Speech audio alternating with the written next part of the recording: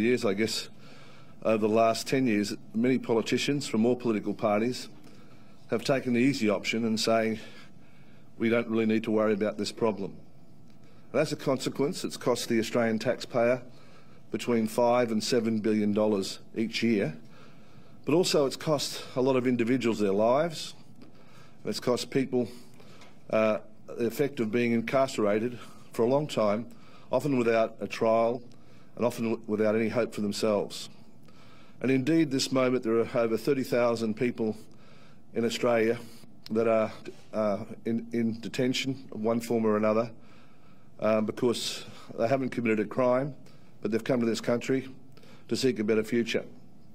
And of course, Australians are supporting them with billions of dollars every year, which is affecting our ability to look after our hospitals, care for our elderly, and worry about our single mothers. So we need to have a solution. On Christmas Island, we've got over 550 people locked up behind bars, but among those 1,550 people, there's 468 children going to school. There's 32 children there that don't have their mum or dad with them, and every day they face a bleak future, not being able to enjoy the freedom that we all enjoy, not being able to play with each other, and not being able to develop as all fathers and all mothers know their children should. As I said, it's easy for us to do nothing about that. It's easy for politicians to put that away. Most politicians just care about being re-elected. But I think it comes down to responsibility.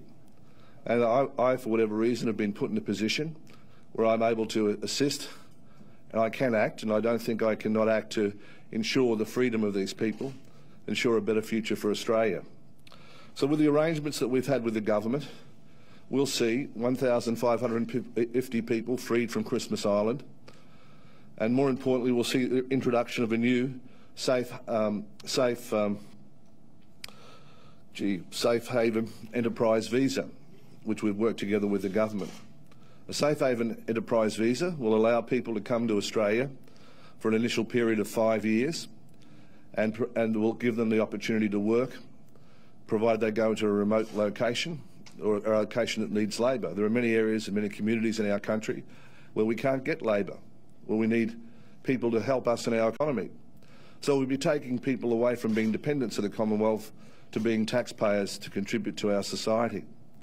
If they fulfil their requirements under their visa, not to claim benefits for more than 1.5 years in the 5 years, they'll be able during that time to apply for any other visa that is available onshore to them.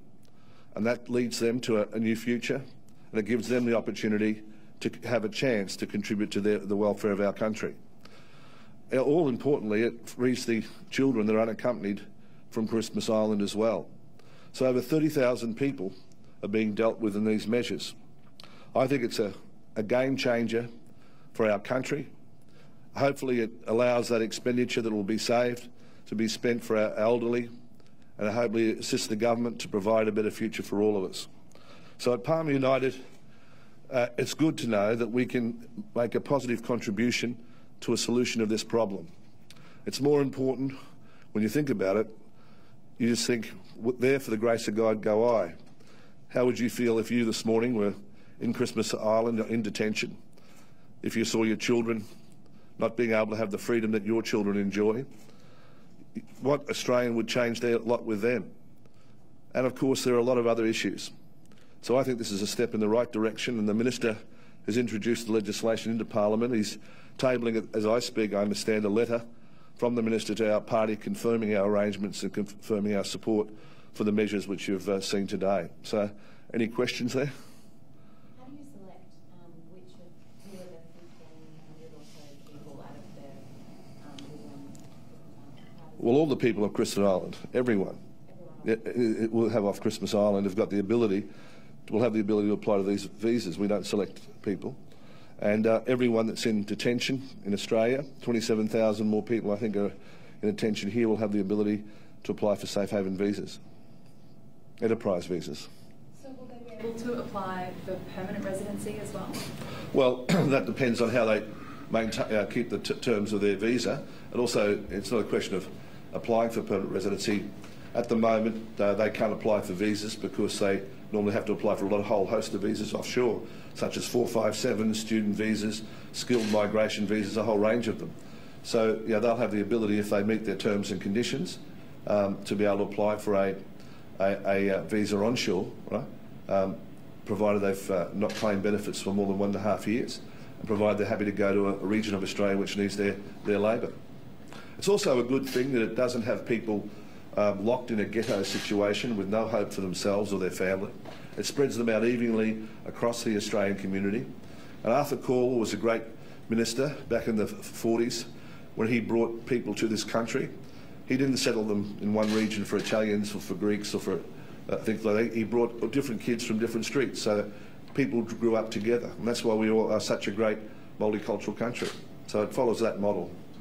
Are you happy to see some of the successful applicants in your own seat at Fairfax potentially working for businesses? Well, if there's jobs that are required, I don't think Fairfax would be an area that's difficult to attract people. It's such a great area, Jason. I know you want to come up and live there when you retire in the next few years from you're getting pretty old as a Murdoch journalist. You'll obviously want to go to somewhere like Fairfax to retire. I don't imagine your career's got more than 2 or 3 years left to run at the Murdoch Press, given your advanced age. So, you know, obviously you'll want to come to Fairfax, and I'm sure there'll be a job there for you somewhere. But there are a lot of places in Australia where we just can't get. I was talking to a mayor last night. You can't get a person to assist in radiology, for example. They don't need to be highly skilled. You just can't get anyone to come and live in the area. And there are a lot of local regions and councils that know that. Now, when we talk about 30,000 people, we probably only talk about 10,000 people who are eligible for employment, right? Because there's a mother, there may be young children involved. And if we look at Australia, we've got 7 states, so it's roughly about 1,000 person per state that we're spreading across the country in areas of great need for labour. So this is a really positive thing for those rural communities, and it's a really positive thing for these people to be given this opportunity. They can also elect to decide they want to study in a regional section of Australia if they want to, and if they want to do a degree, they'll be eligible for all the normal supports that all Australians are eligible for in pursuing a degree or a higher education. It means that I hate to quote from the government, but they can earn or learn during that period. It'll be classified as not be classified as a benefit. So that's a major thing for them too. So all in all, this is not a political thing. I'm sure someone will criticise me, for sure. I always get criticised more. I'm sure Hedley Thomas has got his pen being sharpened as I talk at this very moment with some negative angle. But this is really not about me and not about Palmer United. It's about people and seeing if we can get a solution that works, a win-win situation, both for those people and for our country. But more importantly, we have to go and be persistent in these issues, to inch forward, to make slow steps, and eventually we'll get there. Today, we've seen a positive move, that we've got all the people off Christmas Island, all of them going to regions that if they can find a future for themselves if they want to. We've seen a lot of children, 500 of them nearly, being taken from a detention scenario, moving into the Australian community. So they're big things. I can't think of any reason why we shouldn't have done this, why we shouldn't have put it forward, because I think it's only good for Australia. And of course we've seen the large billions of dollars that we're spending. It nearly costs $200,000 per person being kept in detention at the moment. And that money's far better spent by some Australians that really need that money. Can you talk us through how the negotiations occurred with the government behind the scenes? Is there a link to this with any of the budget measures they want pushed through by your senators? No, we deal with things on their merit, basically, and we looked at this situation, and the ministers had a long history of temporary protection visas. That's been the government's policy, right? And of course they'll be included in the legislation as an option if people want to choose them as well, right? But we thought that, and we discussed it with the minister, there's back and forward discussion, and we were able to, you know, develop the idea that, hey, let's get a solution here to this problem, you know? Let's see how people can demonstrate their bona fides and demonstrate they can be good people, and let's look at the problem in regional Australia, where there are areas and communities dying down that need people, right? So if we put these two things together, maybe we can make their lives. OK, at this point we say goodbye to viewers on ABC. If you want to continue watching this, you can do so on ABC News 24. think, and focusing on getting an outcome here used a lot of our resources, to be honest with you. And we had to really look and see how we could, change government policy, work cooperatively with the government, and, with the minister, he did look at things objectively. He did change his view on a number of things, right? So I think that's very positive for these people, and it's very positive for the country. Now, the government's been very hardline about the arrivals and that will not be settled in Australia. How does this new visa reconcile with that hardline approach? Well, this visa applies to people who are currently within Australia. Now, a lot of people have been moved from Australia, like to Christmas Island, which is still Australia, but it's a special migration zone, with the idea of sending them off to Nauru and off to Manus. That stopped today, right? So everybody that's on Christmas Island today cannot be sent to Nauru or Manus, right? And I think that's a really big thing, especially if you're on Christmas Island today and your flight was taking off tomorrow, right? You'd appreciate that point, right? So they're quarantined at Christmas Island at the moment, right? Then under this arrangement, all of them, everyone on Christmas Island, can apply for a safe enterprise visa, and the 32 unaccompanied children will be taken back to Australia from Christmas Island and not be sent, to Nauru or to Cambodia. So for those people, we've achieved a lot. So to be clear then, these visas are not open to new arrivals? That's right, yeah. So for the other 28,500 who aren't successful, can you take us through what happens to those people? Well, I've focused on Christmas Island for you. I shouldn't have done that to give you the wrong impression. They're all eligible to apply the Safe Enterprise visas as well, Safe Haven Enterprise visas. So they've all got that opportunity. Right? They've also got the opportunity to apply for a temporary protection visa if they want one. Right? The difference being that this does provide them with an opportunity to apply for another visa, right? The whole range of visas if they want to during their period, provided they can demonstrate that they're happy to contribute to Australian society, and provided they comply with the terms of the visa, which is to work in a regional or a state region of Australia that needs labour. I know this is something that you've sort of asked from time to time, but why aren't you in Parliament today when there's a sitting day? If you've done some press conference in Canberra or... Oh, well, I was in Parliament on Wednesday, but the reason I wasn't because I'm dealing with detailed legislative matters, and, because I'm only one member of the House of Representatives, there's two reasons really, Jason. I've got to deal with a whole lot of the whole government agenda, which makes a difference to the laws of this country. So we've got to give that a top priority. Secondly, from our party's perspective, I don't want to vote too much in the House of Representatives, right? Because once I vote in the House of Representatives, it indicates to the government and to the opposition what our position will be when legislation reaches the Senate, right? That undermines our ability to negotiate if they already know 6 weeks before how we stand on an issue, right? So I've sacrificed that ability, so we've got a greater leverage in negotiating the Senate. And so far we've been able to deliver to Australians about a 9% saving across Australia on their cost of electricity and gas, which is mandated in the carbon tax. We've been able to have in legislation the fact that the school kids bonus, low-income super, low-income support are guaranteed for the term of this Parliament, right? Whereas they could have been abolished at any time, next year or the year after, with just a resolution. That can't happen. So we've done those things, right? So we think we've achieved quite a bit for Australia. Now you are announcing a deal with the government today. Why aren't you doing it with the Immigration Minister? Well, because we are separate. I'm not part of the government, and it's important that the Immigration Minister announces it separate from us, from his perspective, right? I don't think the government normally has a joint announcement with people unless you're part of the government. That's normally protocol. All right. Inquiry to the new government that's ultimately formed short of market. Well, I wouldn't use the word ultimately, Jason. It's a very, it's a very interesting word, ultimately. Are you planning on pursuing it further? Is there going to be potential amendments to it? Or? Well, the reason that didn't go ahead was because the Greens gave us a letter in writing saying that they'd like to vote for that resolution, and they didn't honour their commitment. That's what it boils down to. So it's really a matter with the Greens more than it is with us. The Labor Party's made their position clear on it. We've made our position clear on it. The Greens put in writing to us their position 2 hours or 3 hours before the Senate was going to consider the matter just about now, and they were unable to deliver what they said. Will those negotiations continue, perhaps in revised form? Well, I don't know. You'd have to ask the Greens. It's up to the Greens to to bring it back on if they want to discuss it, right? But I think it was good to have it out in the open. But I should just correct a couple of things that happened in the debate.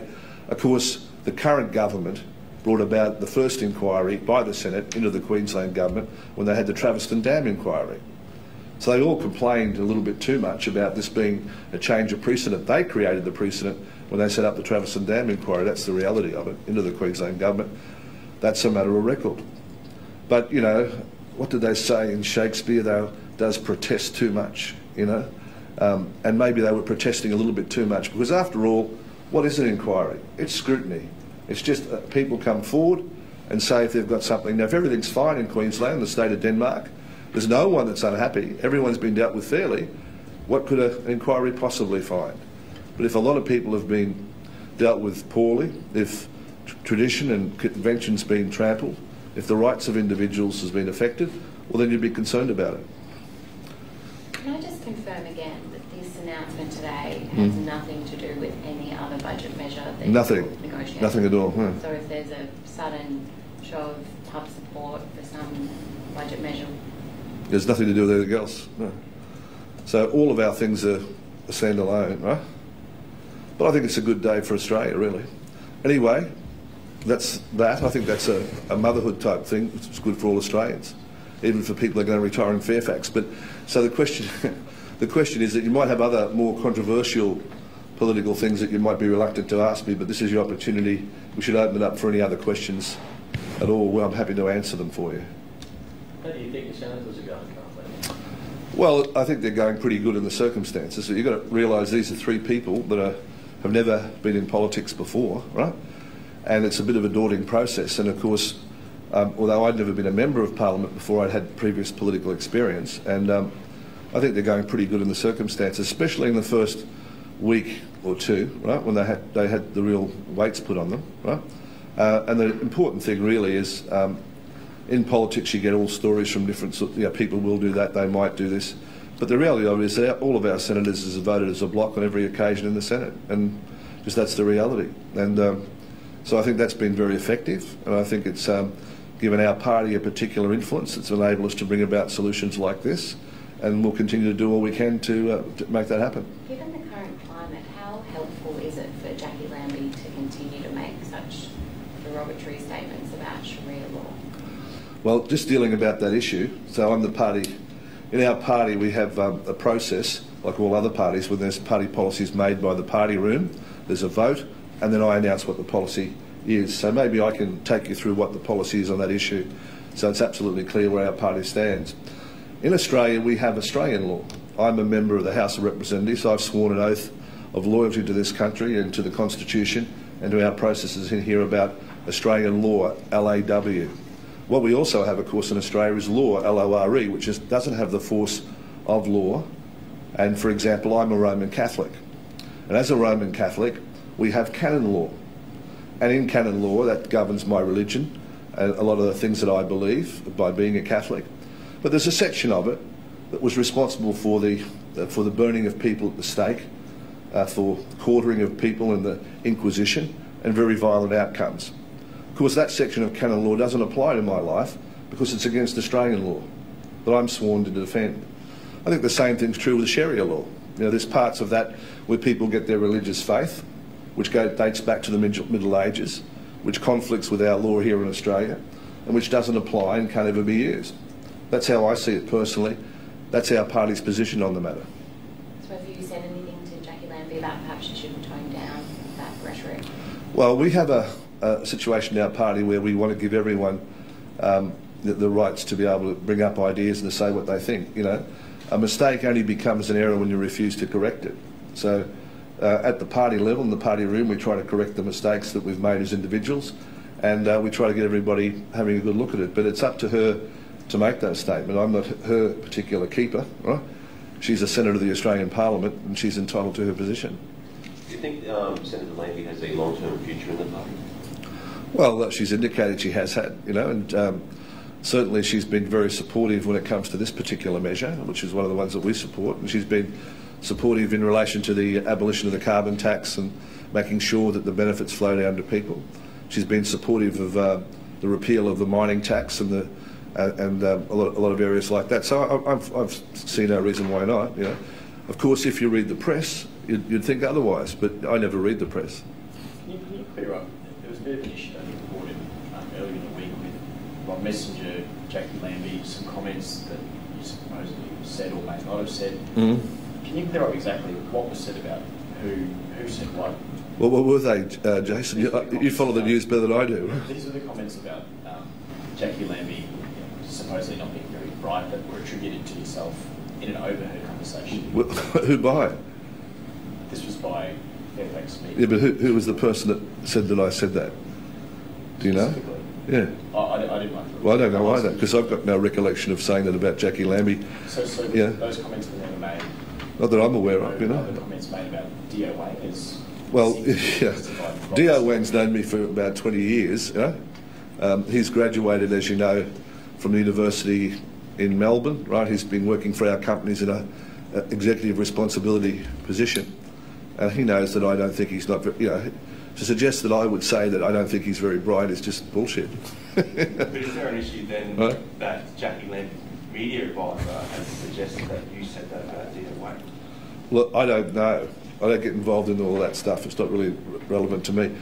I don't sort of comment on press reports because, with all respect to the press, I find them to be unreliable and not necessarily telling us what the source is and who's saying what. I can only comment if someone says that someone said that you said that, I can comment on it. But if someone says an unnamed source and an unnamed location at a different time alleges that you may have said that, well, you know, that happens to me every day. But you have Jackie Lambie's own media advisor suggesting that you have said that about D.O. Wang.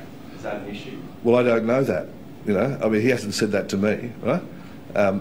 He'd have to say that to me, but I haven't said that about D.O. Wang. D.O. Wang, ask D.O. Wang. I was talking to him this morning. You know, give him a call, see if he's upset. Do you think voters in Fairfax would buy your argument that the reason you don't vote in the House of Representatives all that often is purely for tactical reasons? Do you think you owe them the right to have their voice heard through your vote? Well, I think I've got to deliver to them benefits that will make a difference in their lives, right? And I think that's what they're more concerned about. It's a bit of a trap to get all the elected representatives in one spot and say they can't do anything or have any views or make any changes while 3 or 4 members of the government run the country. You know, it's a bit of a diversion. I won't fall for that diversion. I'll make sure that while I'm in Parliament, I may not be elected next time, but while I am in Parliament, I'll do the best I can. And it's up to the voters to decide. I've got no concern about that at all. Mr. Palmer, back on the asylum issue, one of the comments that the Minister was making today was about how asylum seekers will now need to prove that they took all reasonable steps to avoid persecution. Are you able to give an example of that? Well, I don't know anything about that, right? Are you talking about refugee people aiming for refugee status, which are not in these 30 people? Well, I've been concentrating on a solution for these 30,000 people, which is a pretty big job for one individual to do, right? Now we'll move on and look at some of the other issues, but my knowledge isn't as good as it should be on some of those other issues you've raised. That's the truth. Alrighty, so I'm still afloat, but of course I'm retired, you know, and I've retired from business, you know. I'm a politician now. That's why we have press conferences, you know. Are you still keen on it? Yeah, I think it's a good idea because the Titanic really was about a ship of love that can take people from China to Europe, to the United States. It's a common idea that we have to bring people together.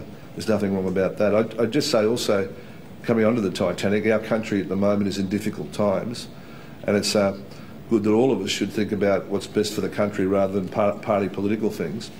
And it's not a bad time to go home tonight, say a little prayer about Australia and how lucky we all are to have it and hope that we can keep it, and also to wish all the people that serve the country well in the future. Thanks very much. Bye.